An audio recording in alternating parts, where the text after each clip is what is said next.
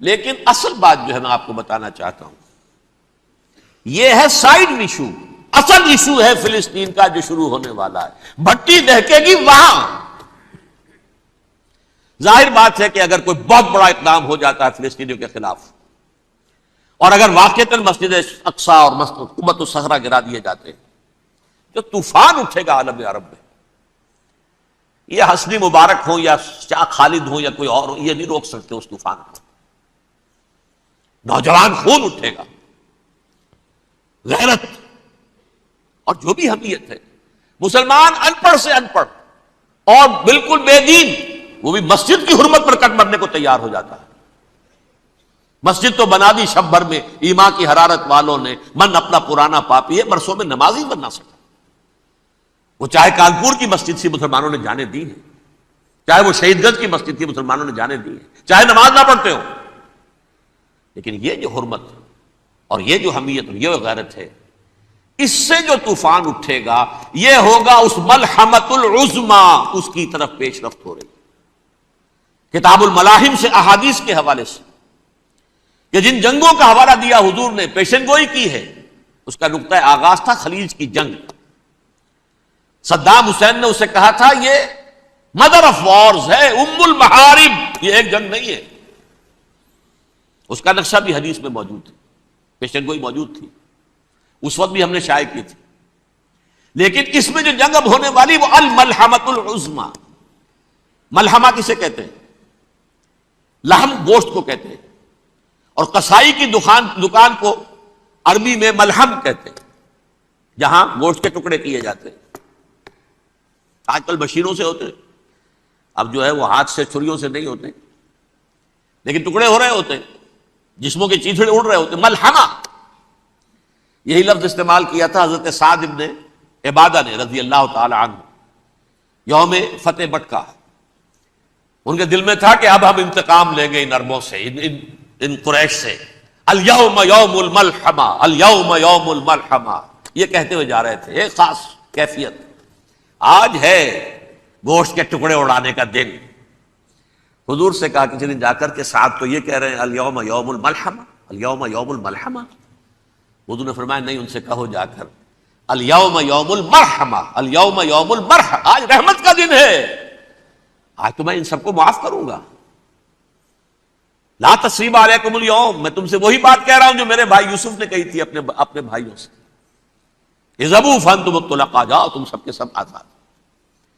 وہ ملحمہ ہے جس کو کہ حضور نے حضرت معاذ بن جبل رضی اللہ تعالیٰ عنہ، اس کی روایت ہے، اس میں سے جو ابو داؤد میں روایت آئی ہے اس میں الملحمۃ العظما، عظما مؤنث ہے اعظم کا.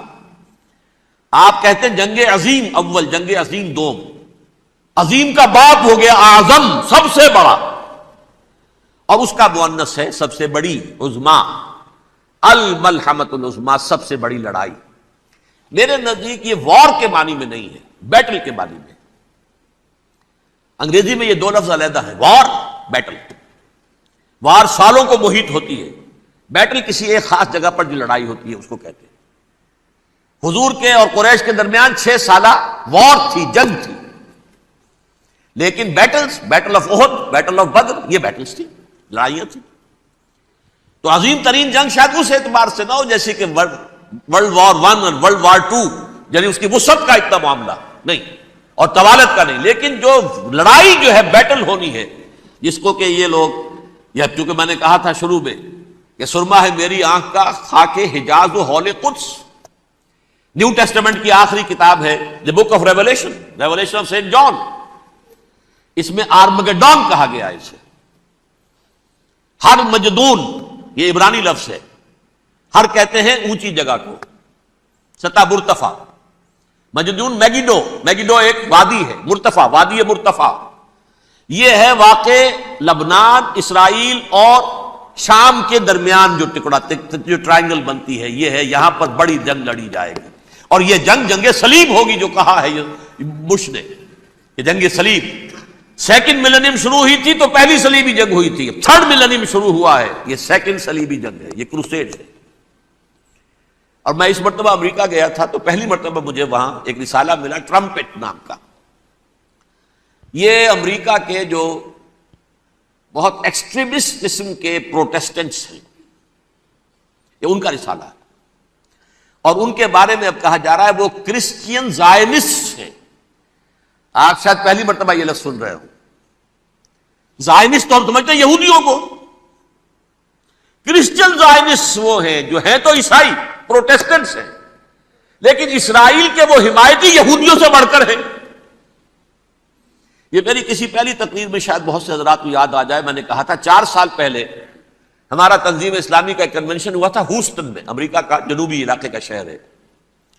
ایک سیشن اس میں ہم نے رکھا تھا انٹرفیتھ، ایک عیسائی کو بلایا تھا، ایک یہودی بہت بڑا وہاں کا عالم ہے اس کو بلایا تھا۔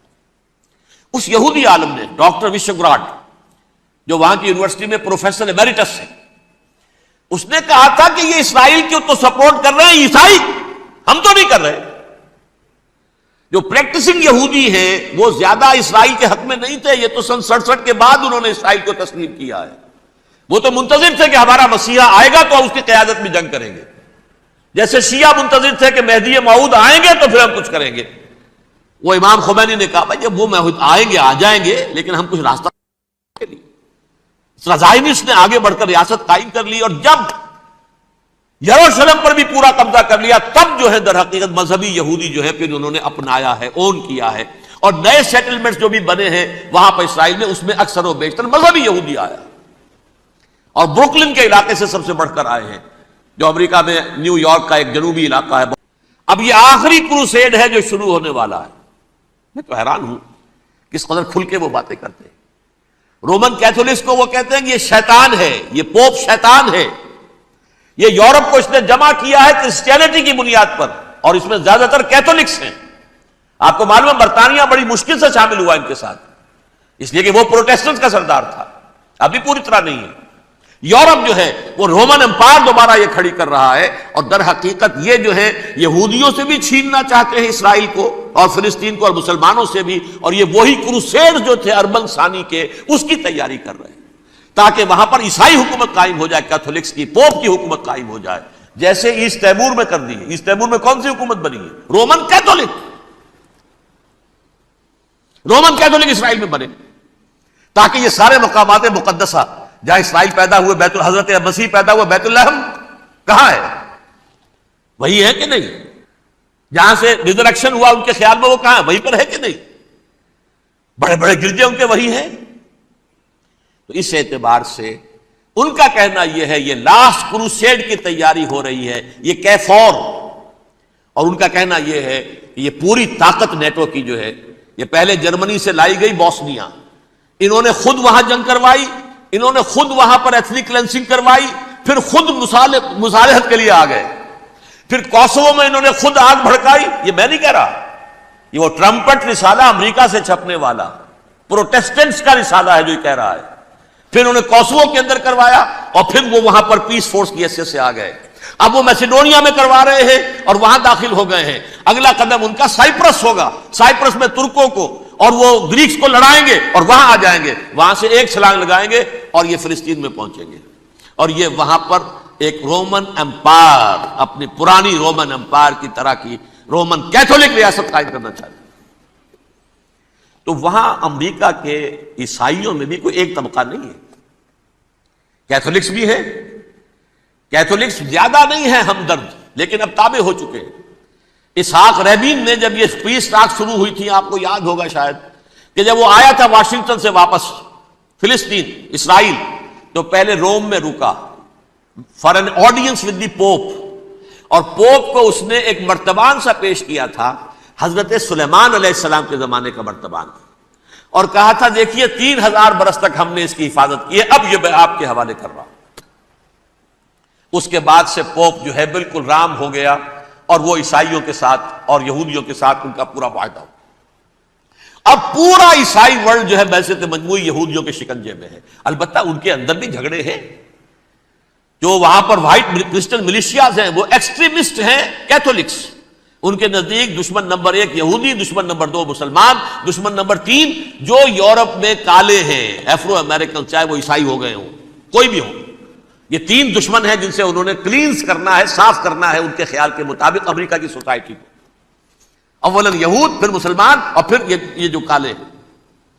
لیکن دوسری طرف پروٹیسٹنٹس کے اندر ایکسٹریمسٹ وہ ہیں جنہیں کہا جا رہا ہے یہ کرسچین زائنسٹ ہیں، یہ اسرائیل سے بڑھ کر سپورٹرز ہیں. بہرحال یہ اب جنگ ہوگی، اس کا نتیجہ کیا نکلے گا یہ تو اللہ ہی جانتا ہے. اب میں آخری بات کی طرف آ رہا ہوں.